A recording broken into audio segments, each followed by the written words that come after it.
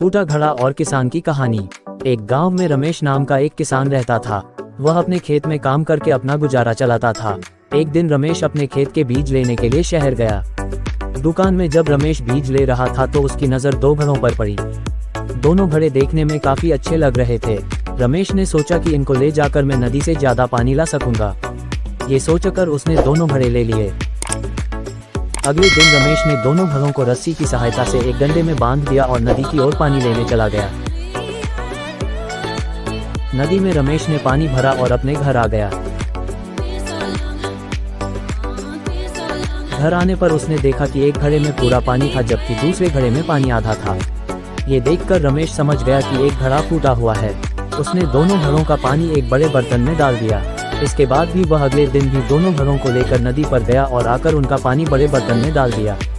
रमेश के जाने के बाद फूटा घड़ा सही घड़े से बोलता है कि मैं किसी काम का नहीं हूँ। मैं रोज आधा पानी रास्ते में गिरा देता हूँ, फिर भी रमेश मुझे रोज नदी पर ले जाते हैं। सही घड़े ने भी कहा तुम किसी काम के नहीं हो और फूटे घड़े पर हंसने लगा।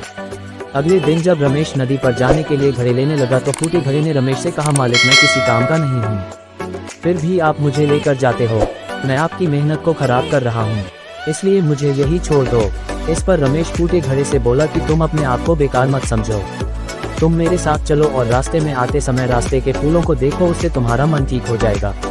फूटा घड़ा मान गया और रमेश दोनों घड़ों को लेकर नदी से पानी लेने चला गया।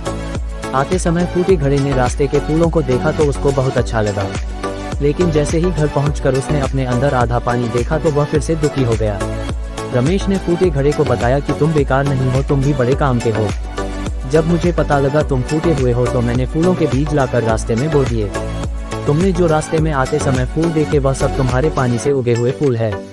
इसके साथ तुम्हारी वजह से मुझे फायदा भी हो रहा है, क्योंकि इन रास्ते के फूलों को बाजार में ले जाकर बेच देता हूँ, जिससे मुझे इनकी अच्छी कीमत भी मिल जाती है। ये बात सुनकर फूटे घड़े को महसूस हुआ कि मैं बेकार नहीं हूँ, मेरा भी कुछ लाभ है। सीख। इस कहानी से हमें ये सीख मिलती है कि कोई भी चीज़ बेकार नहीं होती, हमें उसकी अच्छाई को ढूंढकर निखारना चाहिए।